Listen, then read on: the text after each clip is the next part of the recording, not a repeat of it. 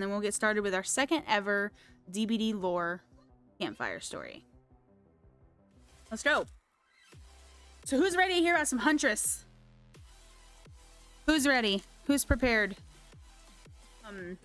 So the first thing that we're going to talk about is she was the Lullaby for the Dark chapter, which is amazing all on its own, right? And we all know that her maps are the Red Forest, so this all takes place in the Red Forest before we even begin here.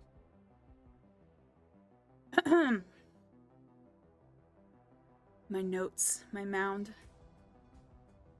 So Huntress, otherwise known as Anna, her real name is Anna, was just about to walk.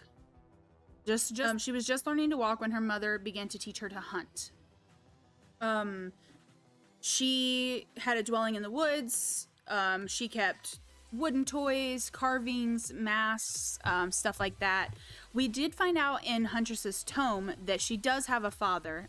He was killed by soldiers. So just kind of like a prerequisite, because it's a lot about Anna and her mom. It's not so much about dad and Anna or anything.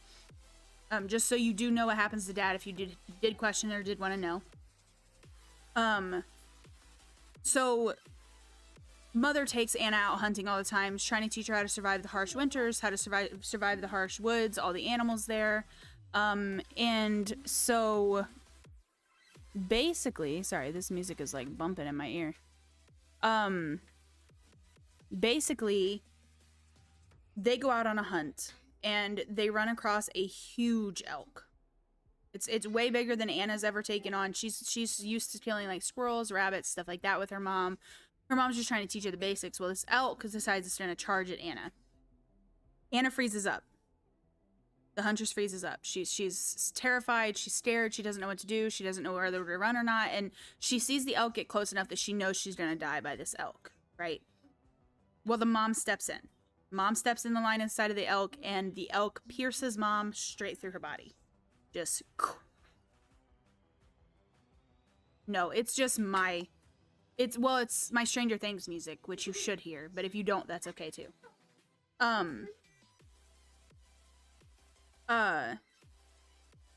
Sorry, I lost my place.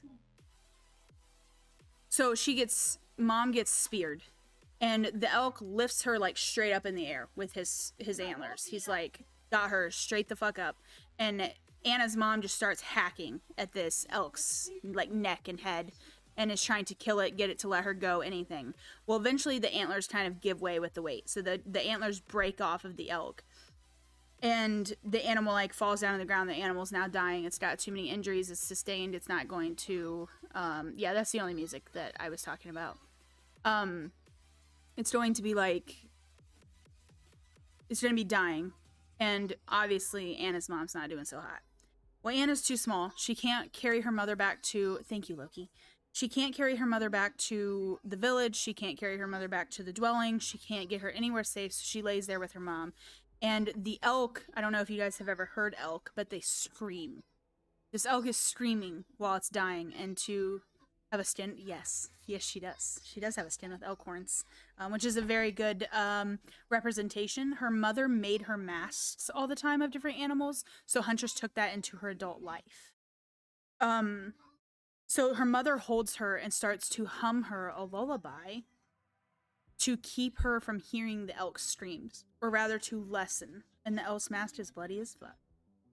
To lessen the screams of the elk, the mom holds Anna and rocks her and hums to her what we know as the Huntress Lullaby, the Dark Lullaby. Eventually, the elk and her mother fall in complete silence, both dead, both gone. And Anna gets up and walks back to her dwelling. She goes back home. As she grows up, her prey does. So she was hunting like squirrels, bunny rabbits. She moves up. She gets a little closer to like deer, maybe some elk. Then she starts hunting bears. Well, then she realizes that these villagers that come through are humans, and they're a lot more fun to hunt.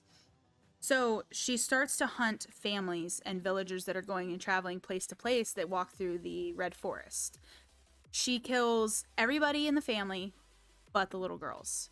She ends up keeping the little girls, and she takes them back to her mother's dwelling, and she ties them up with like this huge chunky, like about this big, probably about this big rope. It's very coarse. Obviously, it's not like a cared for rope, like an actual treated rope. So it's really big. She ties it through a like a ring on the wall, like a metal ring on the wall, and keeps these girls there because she knows that if they wander off, then they would die because they can't survive the forest. You know, her mother had to train her. Proper rope selection. Yes, we'll get into that later, you know. So she takes these girls and she decides to keep them. She tries to bring them back food. She tries to bring them back. Well, I mean, you know, Huntress is used to eating next to nothing and being a badass, and these little girls can't do that, so they're dying on her. Each time one dies, she gets really, really upset with herself. She falls further into the darkness, further into the madness. She gets so pissed off and isn't taking care of these girls enough that she gets impatient enough that she's no longer waiting for these people to walk through the Red Forest. She's going at these villages. She raids and pillages these villages. She is taking little girls straight out of their homes, killing their entire families, killing mothers, brothers, fathers, just to get to these little girls and taking them in surplus. She becomes known as the Huntress of the Red Forest, who kills men and eats little girls. That's what she's known for.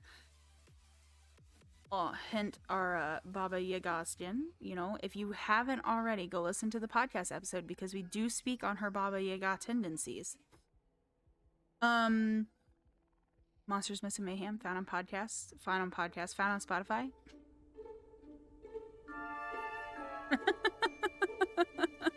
Oh.